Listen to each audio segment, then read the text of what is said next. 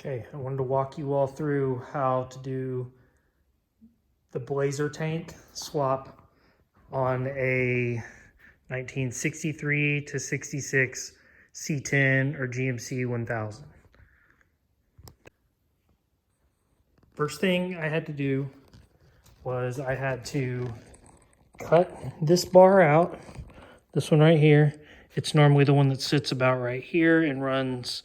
It's always got a little bit of an off pitch to it. I also had to cut this back one, excuse me, out.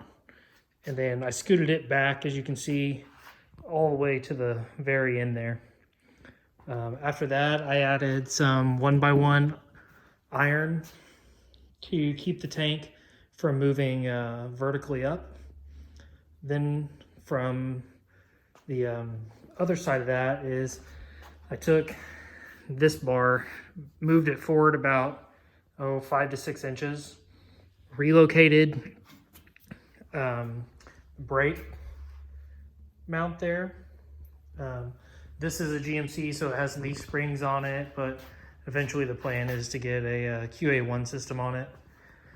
From there, this is a 1987 blazer tank with a 1987 or 88 sending unit.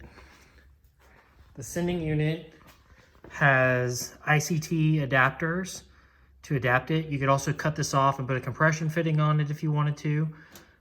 So we have a 3/8, 5/16, and a 1/4 inch vent line.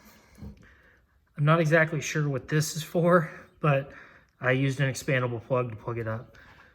Normally, this would be turned 180 degrees on the blazers. So what I did is I came in and cut the little tabs off that normally would fit into these spots and rotated it 180 degrees. From there, it has a neck on it that sticks out to about right here. The neck's too big for a 1/4, so there's the hose number I'm using. So I cut about 1 inch of the neck off here, push the hose down, cut about 1 inch of hose off of there. So from there, when we put the bed back on it, I'll probably cut this off around this height and have a through bed filler to use for it. The straps on the bottom are not in the perfect location, but I didn't want to drill any more holes in the frame. So I just used some holes that were already there, and it should be plenty for what it needs. They're just normal 87 blazer tank straps. So I have about a 1/2 inch here. When this rotates up, have about 1 inch of clearance here on the rear differential cover. And all the way around, there's not a ton of room right there. I probably could have done without this bar and just let it not travel vertically from this, but I didn't know that till I got it in there. And then that's mostly it. I'll put links to everything. You've got just your power to the pump here, sending unit on a 0 to 90 ohm sending unit, and then just the ground was scuffed down and just painted over with some flat black. Painted the chassis with just some spray, Rust-Oleum Professional flat black, and that's mostly it. I think it turned out pretty good. All in about $275 plus some labor. So looking good so far. We'll see how much more I have to get done to get this thing plumbed up and ready to go. So what also I did was I took this pump. It comes with a pump on the assembly, but it's not. It doesn't flow enough for an LS engine, and it doesn't make enough pressure. So what I'm gonna do, or what I did, is I added a Whirlboro 255 pump to it.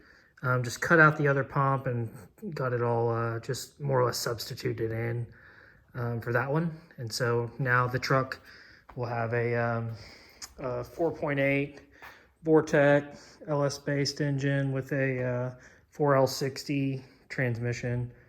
Then it will have that Walbro 255 pump. Here are some of the clearance looks. So you can see it doesn't hang down. No more than 6 inches for sure from the frame bottom. Probably closer to 5.5 or so. It looks real good. I mean, it's not, you can barely see it from the back angle. I don't think once you have the bed on there, you'll even notice it at all, because it is almost close to the bumper height. It's about 1 inch lower than bumper height. This one does have one of the dealer bumpers that was probably welded on 1,000 years ago. So, but other than that, that's it.